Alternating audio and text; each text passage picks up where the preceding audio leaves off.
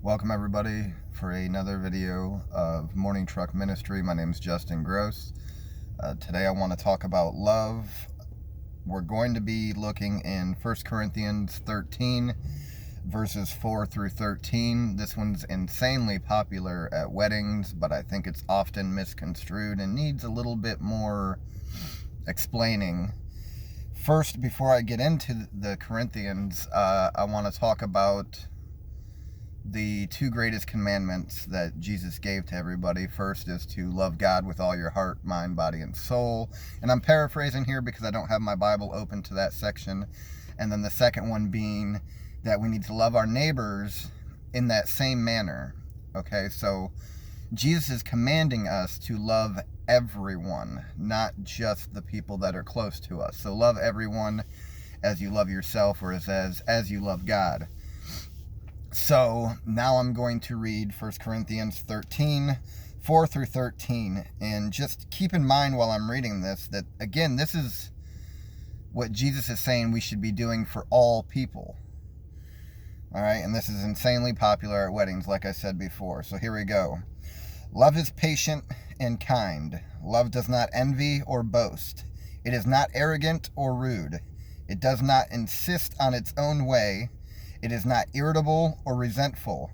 It does not rejoice at wrongdoing, but rejoices with the truth. Love bears all things, believes all things, hopes all things, and endures all things. Love never ends. As for prophecies, they will pass away. As for tongues, they will cease. As for knowledge, it will pass away. For we know in part, and we prophesy in part. But when the perfect comes, the partial will pass away. When I was a child, I spoke like a child. I thought like a child. I reasoned like a child. When I became a man, I gave up childish ways. For now we see in a mirror dimly, but then face to face. Now I know in part, then I shall know fully, even as I have been fully known. So now faith, hope, and love abide, these three. But the greatest of these is love. So in other versions, you'll hear that last part say, three things will last forever: faith, hope, and love. The greatest of these is love. So love is being put on a higher plane than faith and hope. Love being the most important thing is what it's saying right there. And again, from the two greatest commandments, Jesus commands us to love one another, okay? So it's very easy for me to love my wife, right? She brings value to my life. She is my rib, which she doesn't really like that term. But you know, she's the one that God chose for me to walk by my side. Let me just point out again, by my side, not behind me, not beneath me. I think there's some misconstruction there with people in the church thinking that women are kind of inferior to men. I don't agree with that. I don't agree, I mean, not at all with that context. If men want to be taken and treated with respect by their wives, they should be respectable. You know, that's for a different video. I think eventually I'll get into that. But what I want to talk about is love today. You know, it's easy for me to love the people in my church. They bring value to my life. They bring context. It's easy for me to love the people around me that I keep close to me. You know, when I'm given love in return, it's really easy for me to love those people back. But, you know, Jesus isn't just saying to love my circle, love my group of people, love my family. Jesus is saying to love all people. And as you can see in Corinthians, they gave a pretty good outline of what love is. You know, can I show patience to that person when I'm driving in my vehicle and I'm running late somewhere? Not that it's that person in front of me's fault, and they're going the speed limit on a one lane and I can't pass them. Can I show patience there? You know, because that love is patient. You know, love does not boast or in somebody's wrongdoings. You know, if somebody makes a mistake, I don't call them. I'm not going to sit there and berate them for it, nor should I. You know, that's not love. Love would be having some sort of compassion for that person, empathy, sympathy, whatever you want to call it. You know, it's pretty clearly outlined, I think. in the context of in First Corinthians there, of what love is. You know, it's really easy to love those people, but how do we love somebody who has hurt us? How do we love people that have, you know, made some pretty big wounds on our soul? I don't have an answer for that. All I know for sure is that's something that's expected of us as children of God. You know, that's why I think it's pretty clearly outlined that anybody who has any sort of prejudice or racism in their heart are not men of God, right? He doesn't just say, love the people that look like you, you know, and we can get into that discussion all day, but guess what? Jesus probably wasn't white. I know that's how we like to depict him oftentimes, but you know, white being kind of the largest existence of people and the largest race in general. But Jesus probably wasn't white. If you look at history, that time frame, that time period, and where they lived, where all these spots are in the Bible, it's pretty clear to me that Jesus wasn't white. And then when you talk about God making man in his image, well, if God made man in his image, then God is black, God is white, God is Hispanic, brown, red, whatever terminology you use to describe different race, cultures, and creeds, God embodies all of that, okay? So I got a little bit off topic, but let's get back to love. You know, I've been harmed in the past. I've been hurt in the past. People have done some things to me that were wrong. And, you know, I don't get to say any sort of judgment on those people. They will have their time with God, and it's not for me to pass judgment. But what I do have to do is love them, right? I mean, it's pretty well laid out, I think. You know, I got to love those people. I've got somebody that comes to mind, and I think everybody probably has somebody that comes to mind when you think about people who have hurt you. But Jesus asks us to try to love those people still. You know, love doesn't mean that I have to keep them close in my circle of friends and stuff like that. Love is just wanting the best for that person and wanting them to have good things, good provisions on their life, right? You know, it's just not being spiteful. It's not being hateful, you know. I have an ex-wife, you know. I don't hate her, you know. I shouldn't hate her. Jesus tells me I should love her. Now, again, you know, love doesn't mean that I'm going to keep people in my life that aren't good for my life, right? Like, let's be honest, there's negative influences in the world, and we have to kind of guard ourselves against those negative influences and those negative people while still trying to reach those people. You know, most people who I would consider severe negative influences in my life don't have God in their life. So do I try to keep my distance from those types of people? Absolutely. But I also got to see and try to figure out a way that I can also reach those people for God, you know, because maybe the reason that somebody wronged me in their past is because they don't have God in their life. You know, do I ever take that into consideration? Do I take into consideration that somebody hurt me in the past because they were hurt before as well? You know, can we have compassion for those types of people? And it's tough, okay? So let's think about some of the people that we would quote unquote hate in this world. Rapists, child molesters, murderers, people who have cheated on us, people who have stabbed us in the back. You know, those are some pretty big hurt wounds, right? You know, Jesus died on the cross for them just like he died on the cross for me. You know, I didn't get, there's no exceptions to the rule. Those people are still people of God. They're still God's children. And I got to try to figure out a way to love those people. You know, when it comes to dealing with those people, what if I go and try to preach the word of God to these people? You know, a lot of them are sitting in prison and might be in prison the rest of their life. We might be the only opportunity that they have to meet God. So we can't shut ourselves off to some of these people completely. Now, if it's a personal wound, if somebody personally wounded you, you know, maybe that's not something that you can do, and maybe you can find somebody else that could minister to that person. For example, if you're a woman that had been raped by somebody, it's probably not a good for you to try and be the person that reaches that person for God, right? It might not be a situation you want to put yourself in.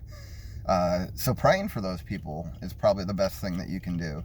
You know, I pray for, I got somebody that used to be a friend, and he wounded me pretty bad, and he's going to be in jail for a very long time.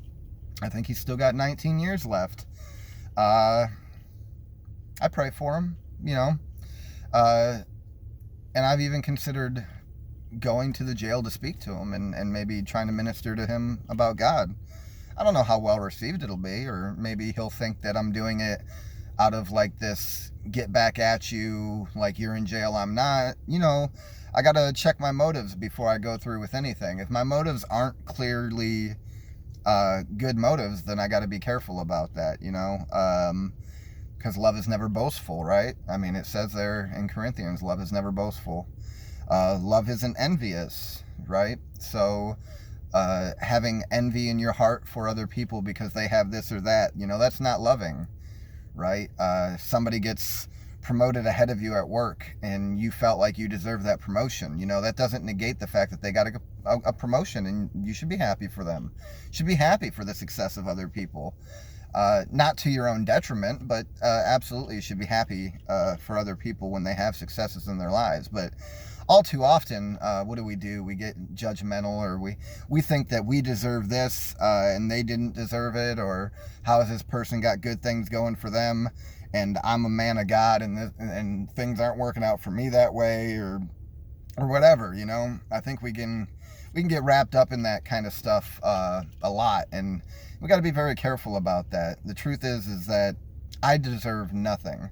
Everything I have in my life was granted to me by a loving and caring God, and I have to be grateful for the things that I do have every day. Are there more things in this world that I want? Absolutely. I'd like to have more money. Of course I would. I mean, not that I'm addicted to money or in love with money or serving money, but I think, you know, everybody would like to have, you know, if somebody was like, here's $500, I'm not going to be like, no, I don't need it, you know, whatever, you know. There's absolutely more things in my life that I would like to have, but sometimes I think we also don't place ourselves in a posture to receive those things. For example, if I had, and I'm married, so obviously this doesn't apply to me, but if I was, you know, a younger guy in the church and I had been praying to God to bring me a wife, am I living my life in a manner that shows that I'm ready for a wife? Am I showing God that I'm ready to have that in my life? If I'm going out and I'm sleeping with random women and drinking and having a good time and doing all these sorts of things and living in a one-bedroom apartment, I'm not really showing God that I'm prepared for marriage, am I? So how can I expect God to bring me a wife if I'm not placing myself in a position to show God that I'm ready for that thing in my life? If I'm not being a good steward of the money that I do have, how can I expect God to give me more money? You know, that kind of goes back to the whole parable of the talents. I'm not sure where it is.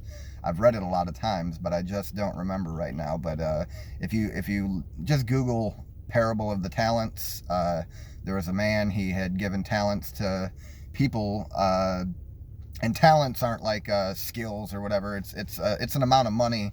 I think in those times that's about 20 years wages is one talent, is what it was. So he gives 6 to one, 3 to another, and 1 to another person while he leaves for a while, and he comes back. And long story short, you know, the person who had 6 made it to 12, and the person who had 3 doubled it and made it to 6, and the person who had 1 didn't do anything with it. And, you know, he handed those talents out. He handed that money out based on the other person's ability to work with that kind of money. So that's kind of what I'm saying here with this whole, oh, well, you know, I've been struggling for years and I'm working hard and God's not placing me in a better financial situation. Well, you're probably not showing him that you're responsible enough with the money that you do have. So why would you think that he would grant you more? No, God's not here to bail you out like, oh, I need this promotion because I'm swimming in debt. Well, you shouldn't have been swimming in debt in the first place. You should have been a good steward of the money that God has given you in the first place, and maybe you wouldn't be in that position, right? Like, it kind of baffles me at times how people just expect. Like, God's going to, oh, I'm a good and faithful servant. Well, I mean, most of us probably aren't that good and faithful of a servant, to be honest with you. So, you got to place yourself in a position where you're submitting to the will of God and showing him that you're ready for that next step in your life. If you want the promotion, but you're not doing anything to learn more about the company that you work for or to exceed the standards at your job, just coming in and doing your job bare minimum may keep you in that position because, hey, you're doing enough to keep that job, you're worthy of that job, but it doesn't show that you're worthy of the next position. Everybody who gets ahead in life, for the most part, is exceeding the standard in the current position that they're in, right? Well, you might not agree with me because this might be hurting your feelings, and that's okay too. But kind of back to the whole love thing, man, like, we got to learn to love the people that are hard to love, because oftentimes the people that are hard to love are the ones that need it the most, right? Those people are the most difficult and the most challenging to deal with. And I believe fully that God will place those type of people in your life because he wants to test your ability to love. So reach out to somebody today and let them know that you love them. I'm going to do the same. And, let's try to be more loving, especially if you're already a believer, if you're already a follower of Christ, if you're already in the church and you're doing your minding your P's and Q's there. I think we kind of need to look at love and what it means, and we need to start to learn to be more loving, right? And worry about other people and care about other people and love other people. There's people out there that just don't love themselves. So how can we be people that can love those people so that they can learn how to love themselves? Because that's where it starts. It's very hard to receive love when you don't even love yourself. Like, how can I receive something that I don't even have for myself? Go out today, reach out to people, tell them that you love them, ask them if you can pray for them. And then the people that you do have in your life today that are close to you, that already know that you love them, tell them that you love them, because it never gets old to hear it. I loved it, like, to hear somebody say, Justin, I love you, and that's man or woman. Like, it means a lot. It does. It really does mean a lot. And you could positively impact somebody's life today if you're willing to do that, to reach out to those people that you hold dearest in your heart, let them know that you love them, but then get uncomfortable.